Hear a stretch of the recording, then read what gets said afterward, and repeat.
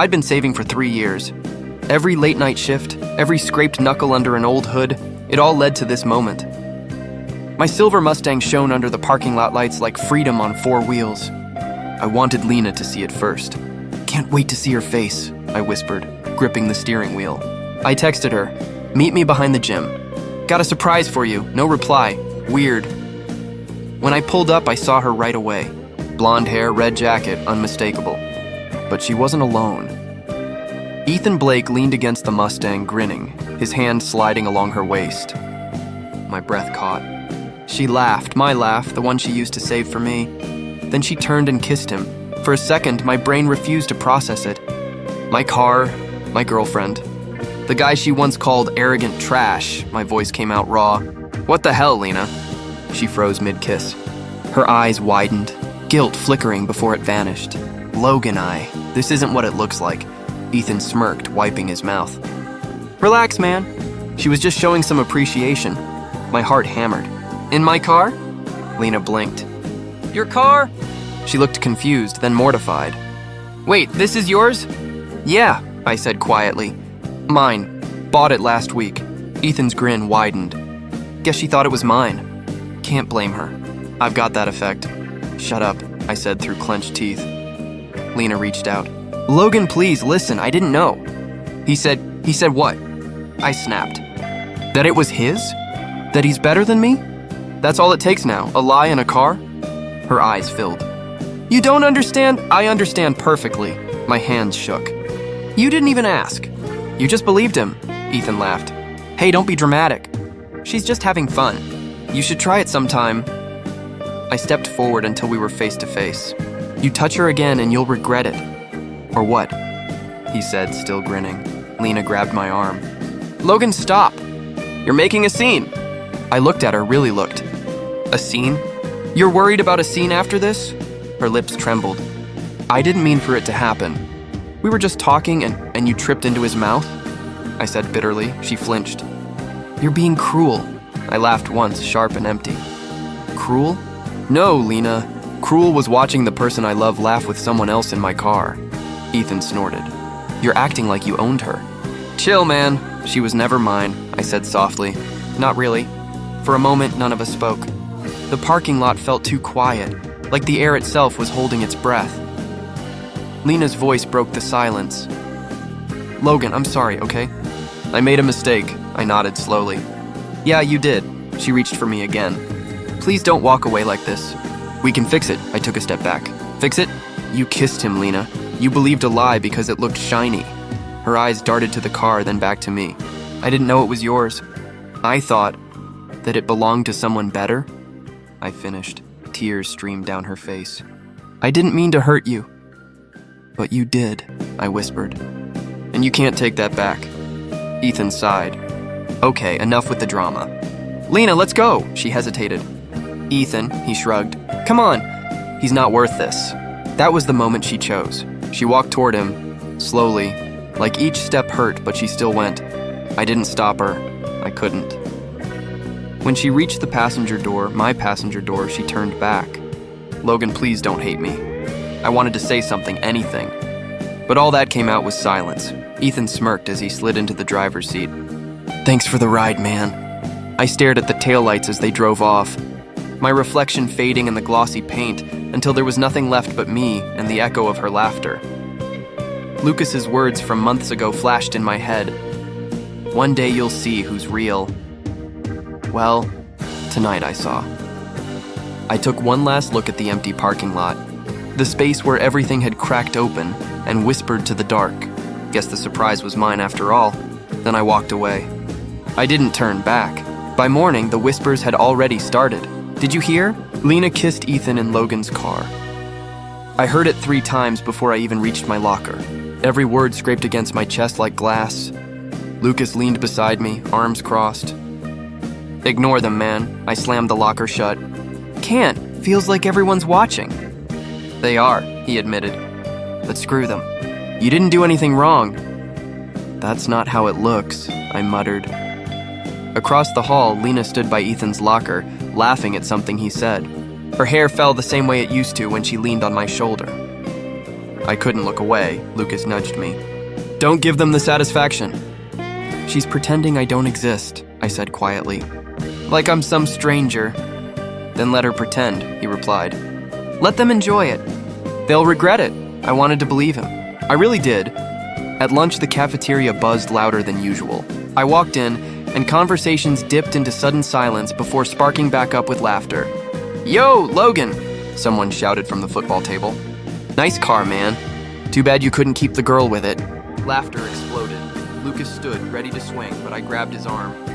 Don't, I said. Not worth it, he clenched his fists. You can't just take that. I have to, I said. For now. We sat in the corner, the noise of the cafeteria pressing in like static. Every time I tried to eat, I saw Lena sitting with Ethan, her hand brushing his. She caught me staring once, and looked away like I was invisible. That hurt more than the laughter. After school, I stayed behind, waiting until the halls emptied. My reflection stared back at me from a classroom window. I didn't even recognize the guy looking back. Dark circles, hollow eyes, the weight of silence pressing behind them. Lucas appeared beside me. You sure you're okay? No, I admitted. But I will be. He studied me for a long moment. You still love her? I laughed bitterly. Love doesn't just switch off. But right now, I hate that I still care. He nodded slowly. Then do something with that hate? Like what? Punch Ethan? Yell at Lena? That'll just make me look pathetic. Not that, he said. Leave, change everything. Make them wish they'd never underestimated you. I turned toward him. Leave? Yeah, you've been talking about going to the city anyway. You've got the car, the skill, the drive. What's keeping you here? I didn't answer right away. My hand went instinctively to the keys in my pocket, the Mustang's cold metal pressing into my palm. That night, I sat alone in my room, lights off, the keys lying on the desk. They caught the faint glow from the window like they were daring me to move. Mom knocked gently. Logan, you okay, honey? I cleared my throat. Yeah, just tired. She lingered a moment. You've been quiet lately. I'm fine, Mom. She didn't believe me, but didn't push. The door clicked shut, leaving me with the silence again. I picked up the keys, spinning them between my fingers. Leave. The words stuck in my head like a song that wouldn't stop playing. What if Lucas was right? What if staying here only meant watching them win every day? I imagined walking past Lena again tomorrow, her eyes sliding past me like I was air. I imagined Ethan's smug grin, the laughter, the whispers that would never die. No, I couldn't live like that. I packed a bag, just clothes, my camera, and a photo of me and Lucas from last summer. We were covered in oil, grinning after fixing his old truck. Back then, life was simple. When I stepped outside, the night air bit at my skin. The street was quiet, the Mustang waiting under the streetlight like it knew. I ran my hand along the hood. Guess it's just you and me now. The engine roared to life, smooth and low, like freedom whispering in my ear. As I pulled out of the driveway, I looked once at the house, my mother's light still glowing upstairs. I'd text her when I got there. Wherever there ended up being, the road stretched out ahead, empty and endless. For the first time, I didn't feel trapped. My phone buzzed once. Lucas. Drive safe, brother. Make them remember your name. I smiled faintly. They will, I said under my breath. One day, they will. The highway swallowed the last streetlight, and with it, the version of me that cared what anyone thought. By the time the town disappeared in the rearview mirror, I wasn't running anymore. I was beginning. The city didn't welcome me. It tested me. Every morning smelled of smoke and oil, and every night sounded like sirens. I rented a tiny room above a bakery, walls so thin I could hear people breathing through them. Mr. Cole's mechanic shop sat on the corner of 8th and Pine. The sign flickered. Half dead, but the man himself, Mr. Cole, was alive in every sense. Kid, he said the first day I walked in, wiping grease from his hands. You know anything about cars? Or you just like pretending? I've fixed a few, I said. He grunted. We'll see. Grab that wrench. By the end of the week, my hands were blistered and raw, but for the first time in months, the pain didn't hurt. It grounded me. You don't quit easy, he said one evening, locking up. Don't have the luxury, I replied. He studied me. Running from something? I hesitated. More like running towards something better. He nodded slowly. Good answer. Days blurred into weeks. I learned how to rebuild engines, fix transmissions, and keep my head down. Mr. Cole taught me more about life than any school ever had. Discipline, he'd say, ain't about doing what you love. It's about doing what's needed when you're dead tired. At night, after the shop closed, I'd pull out my old laptop and sit by the window. The bakery downstairs smelled like burnt sugar, but it was home. I started sketching ideas, something to combine my love for machines and tech. Lucas called one night. Still breathing? He asked. Barely, I said, smiling. City life's rough. Better than staying in that town, he replied. Any plans yet? Working on one, I said. Something big. Don't forget me when you get rich, I laughed quietly. You'll be my first investor. After we hung up, I stared at the screen again. A blank interface stared back. I typed, AutoSoul. The idea was simple, an app that let people design and customize cars virtually before modifying the real ones. Most couldn't afford mistakes. This would save them time and money. I coded every night until sunrise. When exhaustion hit, I'd remember Lena's laugh in Ethan's arms and my fingers would move faster. My pain became my fuel. One evening, Mr. Cole caught me asleep at the counter, laptop still glowing. You building spaceships now? He joked. Just an app, I muttered. He looked at the screen. Huh? You really think people will pay for this? I don't know, I admitted. But I need to try, he grinned. Then try hard. You fix cars with your hands. Maybe this'll fix something inside you. I didn't tell him how right he was. Weeks passed. I posted the app online, free at first. At best, I expected a few downloads. Instead, the next morning, my inbox exploded. Hundreds of messages, comments, likes. Someone had shared it on a popular auto forum. When I walked into the shop, Mr. Cole was waving his phone. Kid, you're on the internet! I blinked. Wait, what? AutoSoul, right? That's you? Yeah, he laughed, clapping me on the shoulder. Half my customers just asked if I know you personally. Guess I do. I stared at the floor, half smiling. It's probably a one-day thing, but it wasn't. Within a week, car enthusiasts, mechanics, and even a few influencers were using the app. My email pinged nonstop. Lucas called again. Dude, you're trending! Am I? I asked, stunned. He laughed. Don't play dumb. This is your moment. Remember when Lena said you'd never make it without her? I didn't answer. I just smiled. That night, I sat outside the shop after closing. The neon sign buzzed above me and the city air felt lighter somehow. Mr. Cole stepped out with 2 cups of coffee. For the star developer, still your employee, I said. For now, he teased. We sipped in silence for a bit. Then he said, so what's next? I don't know, I admitted. Maybe expand. Add new features. Make it real, then do it. Don't stop now, I looked at him. You ever regret staying here all your life? He smiled faintly. Regret's a waste of gas. Keep driving forward, kid. I nodded, pocketing his words like a key. When I got back to my room, the bakery smell was stronger than usual. My laptop dinged, a new email. Subject, partnership inquiry. AutoSoul from Alex Warren, Techverse Investments. My pulse jumped. I opened it. Mr. Reed, I came across your app. I'm interested in discussing a potential investment. Are you available for a call this week? I leaned back, staring at the glowing screen. My chest tightened, not from fear, but disbelief. Mr. Cole's voice echoed in my head. Keep driving forward. I whispered to myself. Guess the engine finally started. The city outside roared.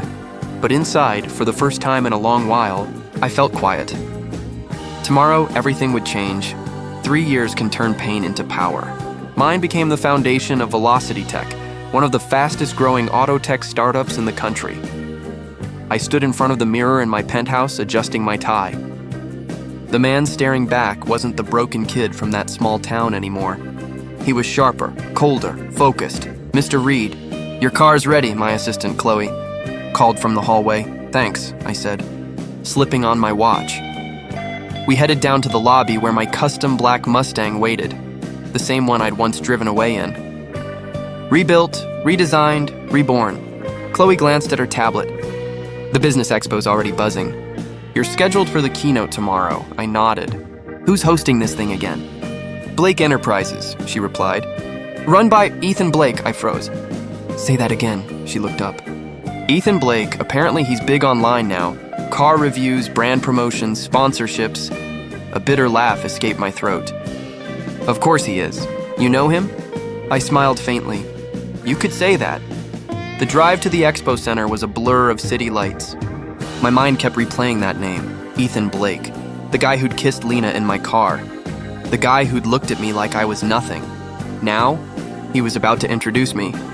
Inside the convention hall, banners hung from every wall.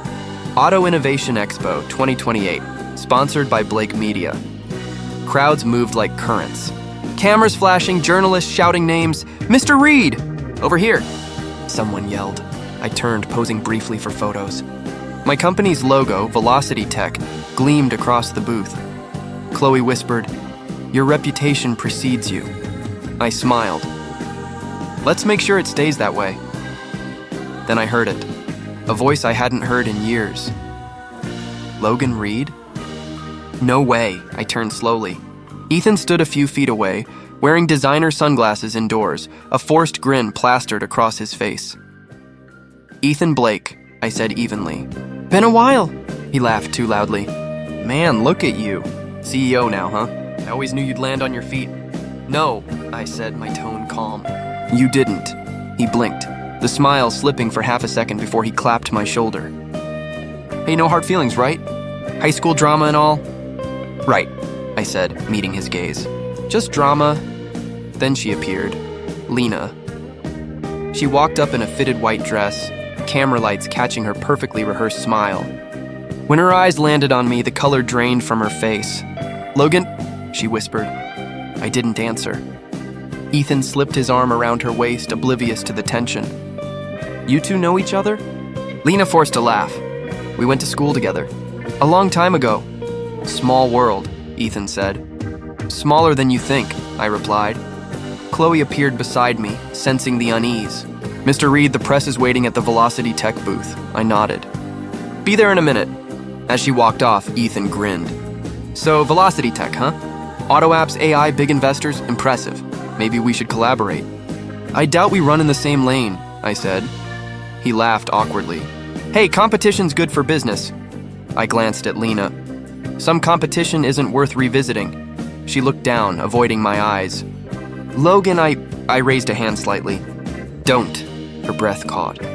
You think you're above us now? No, I said quietly. I just finally understand my worth, Ethan smirked. Still dramatic, huh? Still pretending? I shot back. His smile faltered again, but before he could reply, a reporter approached. Mr. Blake. Ms. Brooks! A photo? They turned toward the flashing lights. I stepped aside, watching them pose, all shine and no substance. The camera shutters clicked. Their smiles froze perfectly for the world to see. I remembered how I once would have given anything to stand where Ethan was. Now, watching him cling to fake fame while my company stood on its own, I realized I'd already won. Chloe returned, phone in hand. You might want to see this, she said quietly. What is it? The expo's looking for a mystery sponsor for the keynote event tomorrow. Highest bidder gets their brand featured across the stage. I took the phone, reading the details. The sponsorship was anonymous. No names revealed until the event. How much? I asked. $500,000, she said. Worth it? I stared across the hall at Ethan and Lena laughing for the cameras. Yeah, I said. Worth every cent, she smiled knowingly. Should I confirm the bid? I nodded once. Do it. Make Velocity Tech the mystery sponsor. As the confirmation email sent, a strange calm settled over me. 3 years ago, I'd left that town broken. Tonight I was walking back into their world, not as the boy they mocked, but as the man who'd outgrown them. And tomorrow, they'd see my name everywhere. They just wouldn't know it was me, yet. The next morning, the expo buzzed like a beehive. Reporters swarmed the entrance, cameras flashing, voices blending into static. I walked in quietly, dressed in a charcoal suit, sunglasses hiding my eyes. Mr. Reed, Chloe said beside me, your keynote's scheduled for noon. The mystery sponsor reveal happens first. Perfect, I said. Let's give them something to remember. When I stepped onto the floor, Lena's laughter cut through the noise. I turned, and there she was, flawless on the surface, fragile underneath. Ethan stood beside her, loud as ever, surrounded by people who only liked the sound of his name. He saw me before she did. His grin froze, then reshaped itself into confidence. "Logan Reed?" he said, loud enough for others to hear. "Didn't expect to see you here." I smiled calmly. "People change," Lena's smile faltered. "You're part of the expo?" "In a way," I said. Ethan smirked. "Let me guess, like consulting, maybe showing off that little app thing you made?" "Something like that," I replied evenly. He laughed, clapping my shoulder.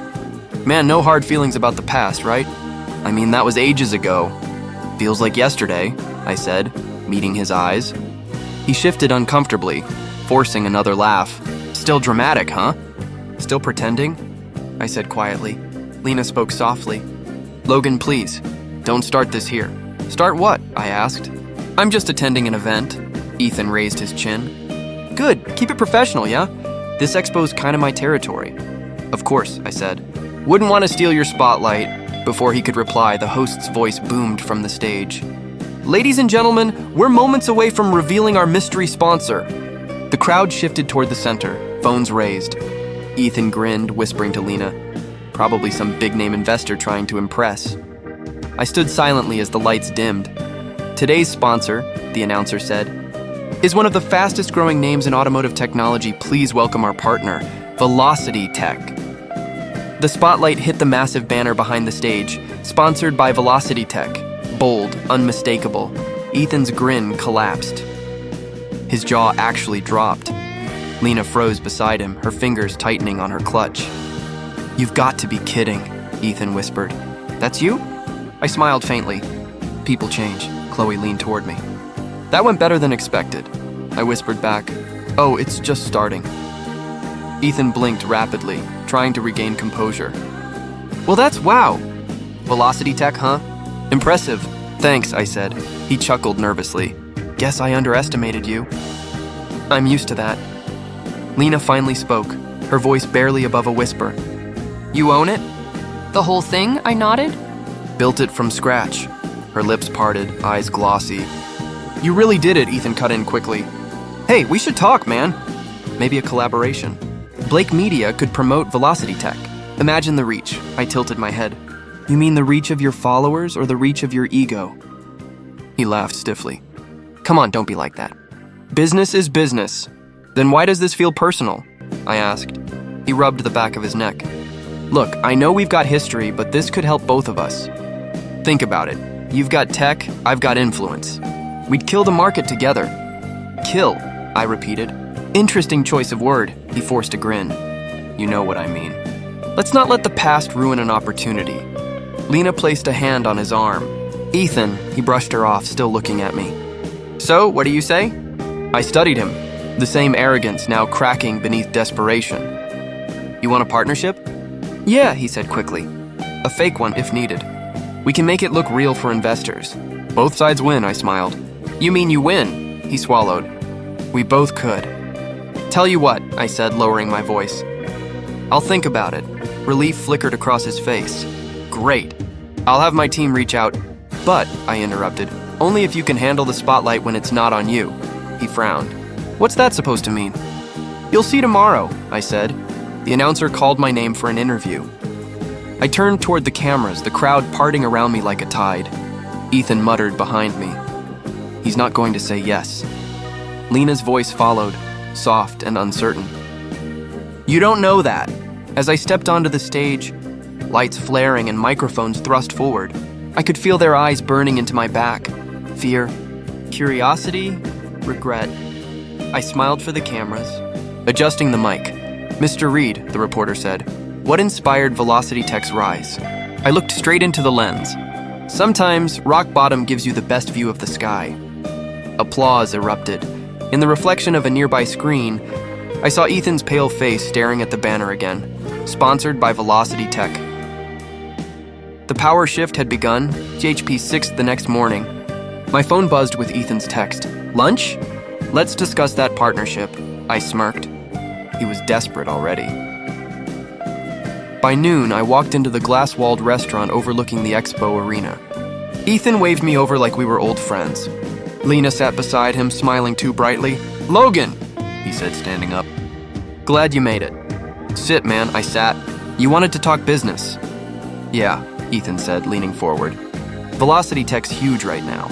If we combine your tech with my reach, we could dominate the auto scene. Interesting, I said. And what exactly do you bring to the table? My face, he said confidently. My brand. I've got followers who buy what I wear, drive what I drive. And lie when you lie? I asked. He blinked. What's that supposed to mean? Just wondering if influence still means truth. Lena's voice cut in softly. Logan, can we not do this? It's been years, I turned to her. You mean since the day you both taught me what loyalty costs? Her eyes lowered. You've changed. I had to, I said. Failure teaches people. Ethan forced a laugh. Let's keep this friendly. No grudges, right? Of course, I said. I'm just playing along. He didn't notice the edge in my tone. So what do you say? Partnership? I'll think about it, I replied. He grinned. Perfect. I knew you were a smart guy. Lena looked between us. Logan, are you happy? I raised an eyebrow. Why ask? You just seem colder, she said. Before you used to talk about dreams. Now it's strategy. Dreams are expensive, I said. Strategy pays the bills. Ethan laughed again. Man, you've turned into a machine. Machines don't feel, I said. I do. I just choose who gets to see it. Lena's fingers traced the rim of her glass. I miss how things used to be. Do you? I asked quietly. Or do you just miss who you used to be around me? Her lips parted, no answer coming. Ethan noticed and quickly changed the subject. Anyway, we'll draft something up. My PR team can... Ethan, I interrupted. You might want to handle your personal PR first. He frowned. What's that supposed to mean? Nothing, I said, standing. Just advice. He smirked, brushing it off. You always were cryptic. I always was honest, I corrected. I walked away before either could reply. That evening, back at the hotel, I sat by the window overlooking the city. Neon signs blinked over the skyline, buzzing faintly through the glass. My phone chimed. A message from Chloe. Ethan Blake spotted leaving Club Aura with Tara Mitchell. Want photos? I stared at the text. Tara Mitchell, the model plastered across half the billboards downtown. I didn't need to destroy Ethan. He was already doing it himself. Send them, I replied. Seconds later, a stream of photos arrived. Ethan's arm around Tara, his lips against her neck, both laughing like they owned the night. Classic, I muttered. Chloe texted again. What do you want me to do with them? I typed back slowly. Nothing yet. I leaned back, memories playing behind my eyes. The way Lena used to defend him, the way she used to doubt me. Karma had better timing than I ever could. A knock came at the door. When I opened it, Lena stood there, her expression unsure. Can I come in? She asked. Depends, I said. Are you here as Ethan's partner or mine? She sighed. Don't make this harder, I stepped aside. Then talk, she walked in, arms folded. I just wanted to apologize. For everything. I studied her. Why now? Because seeing you today, it reminded me of the man I should have believed in, she said. You built something incredible, Logan. Yeah, I said. From nothing, she smiled sadly. You don't forgive easily, do you? Forgiveness is earned, I said. You don't get it by showing up uninvited. She bit her lip. I guess I deserved that. Silence filled the room. I could see guilt carving lines across her face, but I didn't feel satisfaction, just distance. She finally said, Ethan's lucky you're not out for revenge. I smiled faintly. Who said I'm not? Her eyes widened slightly, searching mine for meaning. Logan. Don't worry, I said, walking to the desk. Sometimes revenge doesn't need fire. It just needs light, she frowned. I don't understand. You will. After she left, I opened my laptop. The photos from Chloe glowed on the screen. I dragged them into a new email. To Mia.Collins, Com subject. Influencer Ethan Blake's double life. My fingers paused over the keyboard. I typed a single line. Thought you'd want to see this. I hit send. The city lights flickered below, reflecting off the window like sparks waiting to catch. Sometimes, karma just needs a little push. By Monday morning, my phone wouldn't stop buzzing. News outlets. Social media. Headlines everywhere. Influencer Ethan Blake exposed. Secret affair with model Tara Mitchell. Velocity Tech's name wasn't mentioned, but my inbox was full of congratulatory messages from people who didn't even know why. Lucas called first. "Dude, did you do this?" "I didn't," I said, though my lips curved slightly. "I just lit the match," he laughed. "Man, that's cold." "What about Lena?" "She'll see the truth eventually," I said. Everyone does when the spotlight fades. By noon, my phone rang again. Unknown number. I almost ignored it until I heard her voice. "Logan, please don't hang up," Lena said, breathless, her voice cracking. I stayed silent. "Can we talk?" she whispered. "Please. Just once." I exhaled slowly. "Where?" "The cafe near the park," she said. "You used to like the corner table," she remembered. I shouldn't have cared, but I did. An hour later, I walked into the cafe. She was already there, sitting alone, sunglasses hiding her eyes. For a second, she looked like a stranger who'd lost everything. When she saw me, she stood up quickly. "Thank you for coming." "I didn't say I came for you," I said, sitting down. "I just wanted coffee," she gave a small, broken laugh. Still sarcastic. "Still standing," I replied. Her hands trembled as she held her cup. "You saw it, didn't you?" "The articles." "I did," I said. Hard to miss, her voice dropped. "It's all true. He cheated on me." I looked at her. "And you're surprised?" She winced. "I thought he was different." "No," I said softly. "You thought he was better than me." Tears welled in her eyes. "Logan, I didn't mean to..." "You meant everything you said back then," I cut in. "That I wasn't enough. That Ethan was the man you wanted. Remember?" Her lips trembled. "I was stupid. You were certain," I said. "There's a difference." The silence between us stretched thin. Outside, cars passed, people laughed, the world moved on, like it always does. Finally, she whispered, "He promised me everything. And I promised you reality," I said. "You chose the fantasy." She looked up, eyes red. "I deserve this, don't I?" "That's not my call," I said. "Karma doesn't take requests." Her tears fell silently. I wanted to call you sooner. I saw you at the expo and I realized how far you'd come. I was proud of you, Logan." I leaned back, crossing my arms. "You were proud? After breaking me?" She nodded weakly. "Yes, because you became everything I hoped you'd be. Even if I wasn't part of it." I laughed quietly. "You don't get credit for my healing." "I know," she said.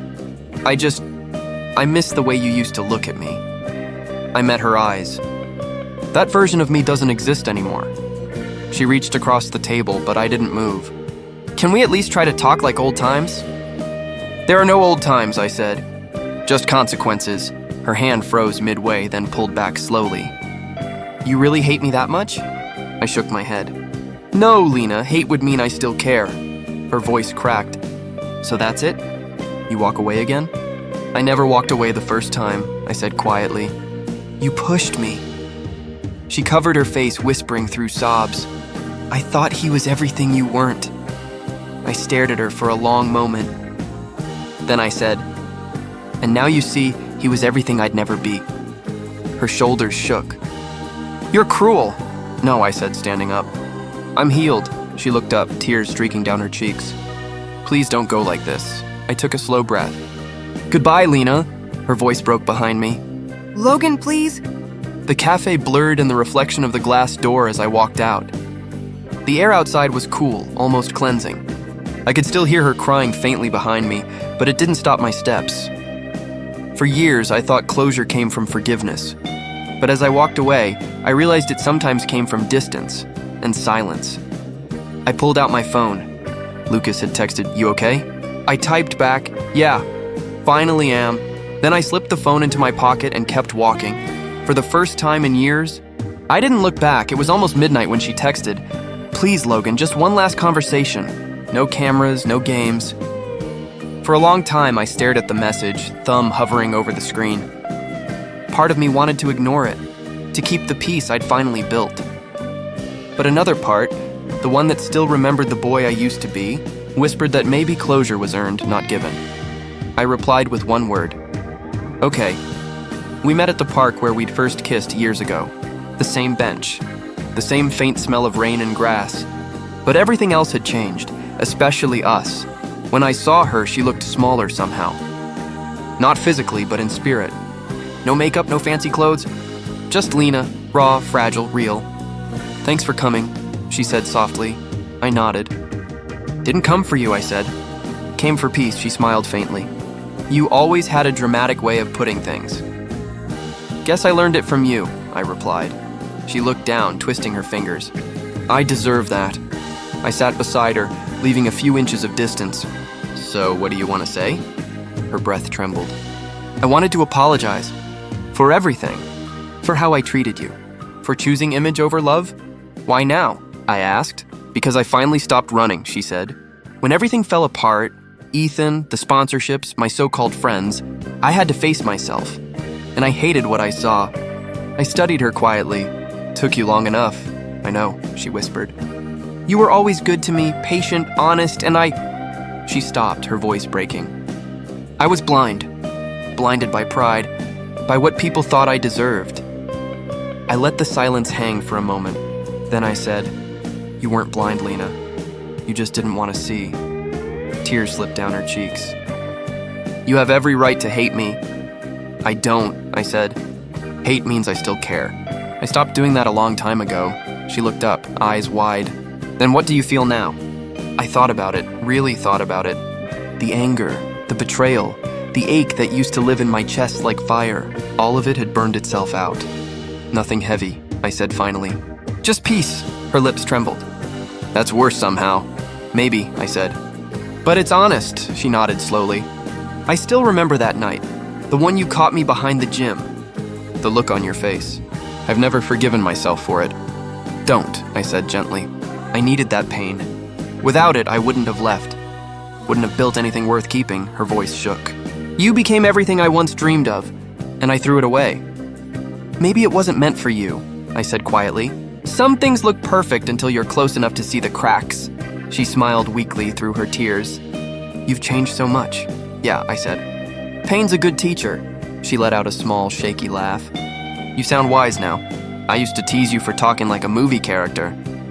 "Still do," I said. "But now it's called experience." The wind rustled the trees above us. She shivered slightly. I offered her my jacket out of reflex, then hesitated and pulled it back. She noticed.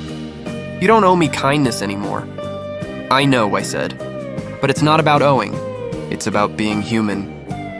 She looked at me for a long moment, her eyes full of something between regret and gratitude. "If I could go back, I'd choose you every time." I shook my head. "No, you wouldn't. You'd make the same choice. Because back then, you weren't ready for someone who'd actually love you." She broke down, covering her face. "Stop being so calm, Logan. Just yell at me. Tell me I ruined you." I stood up. "You didn't ruin me, Lena. You built the man who walked away." She looked up through her tears. "So this is goodbye?" "It was goodbye 3 years ago," I said softly. "This is just the echo."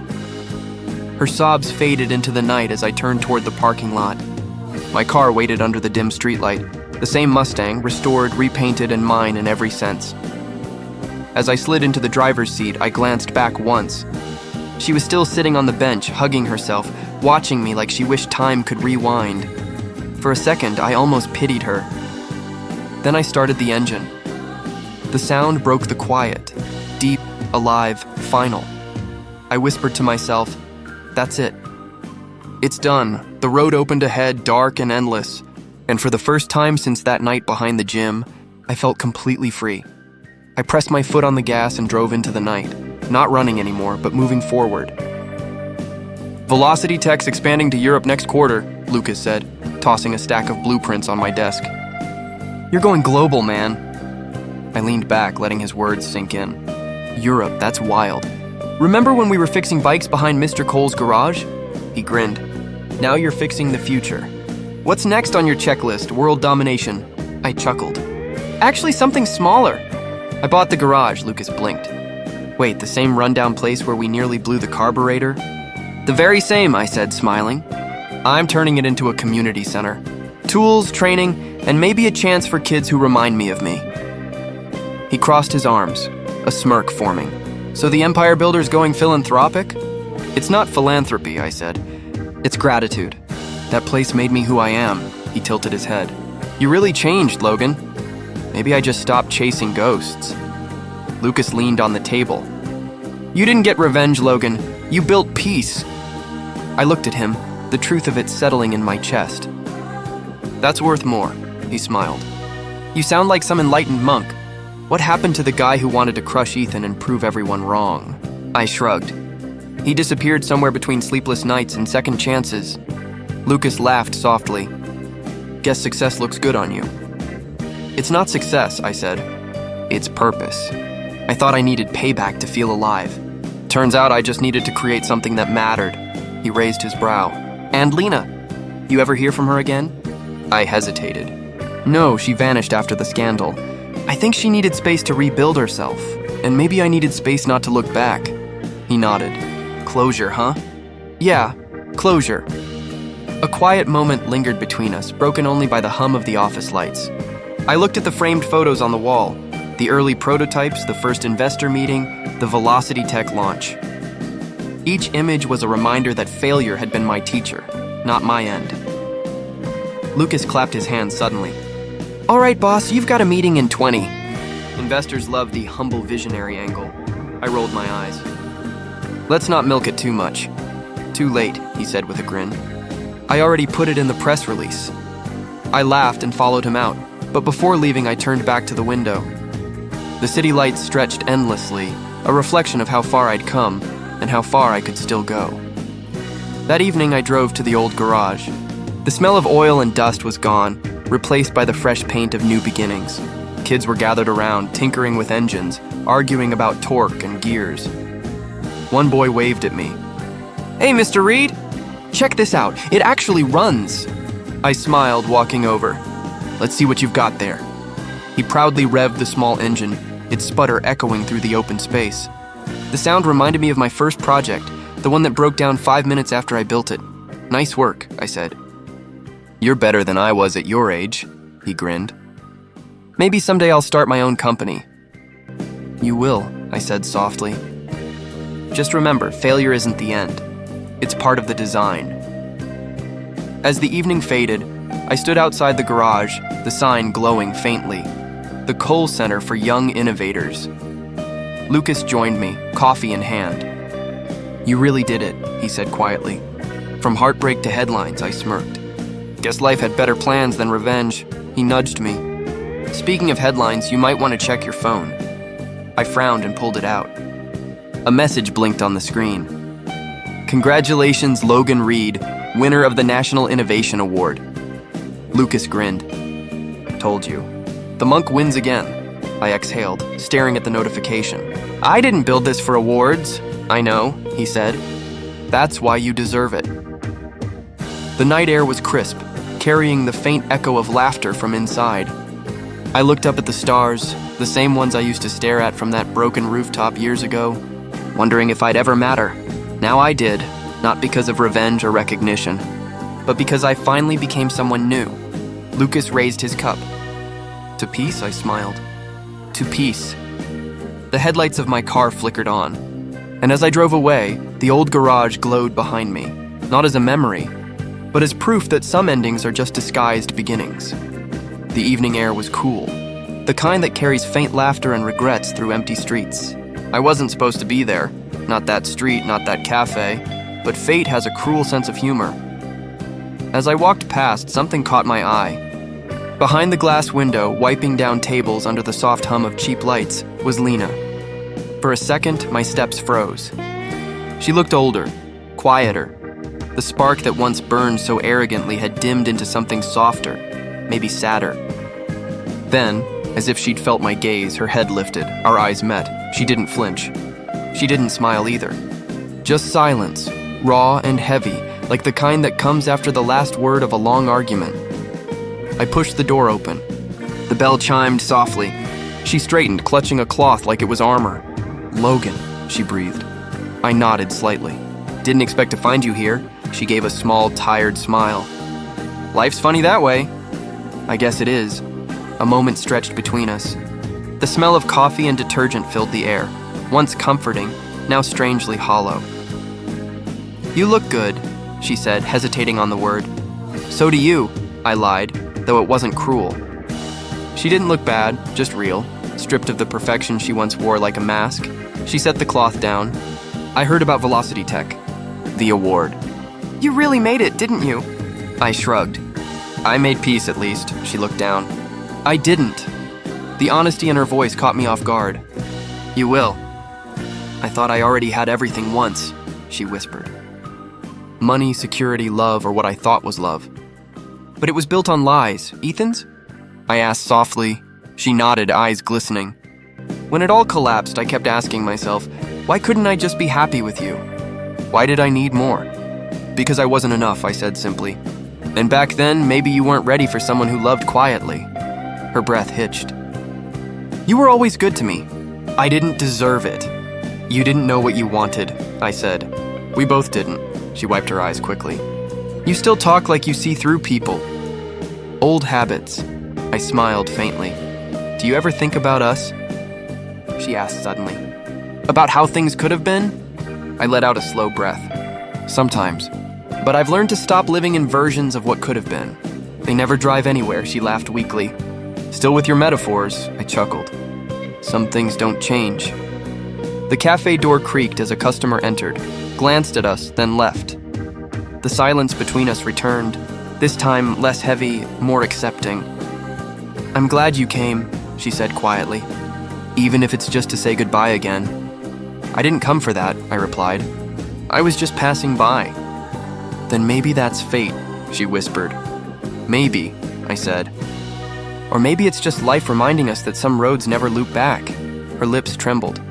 I used to think Ethan's car, his suits, his success, that was everything. That's what I wanted. I tilted my head. And now? She looked down at her hands. Now I see none of it meant anything without peace. I thought the car was his. I thought that made him powerful. And me? You were the one walking, she said softly. And I was too blind to see that maybe walking your own path was the real power. The words lingered, echoing louder than anything else she'd ever said to me.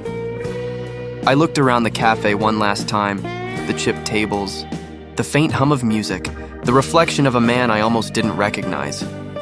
You're doing okay? I said gently. You'll find your way. Will I? She asked. You already are, I said. Her eyes glistened again, but this time there was something peaceful in them, something that said she understood. I turned toward the door. The bell chimed again as I stepped out into the night.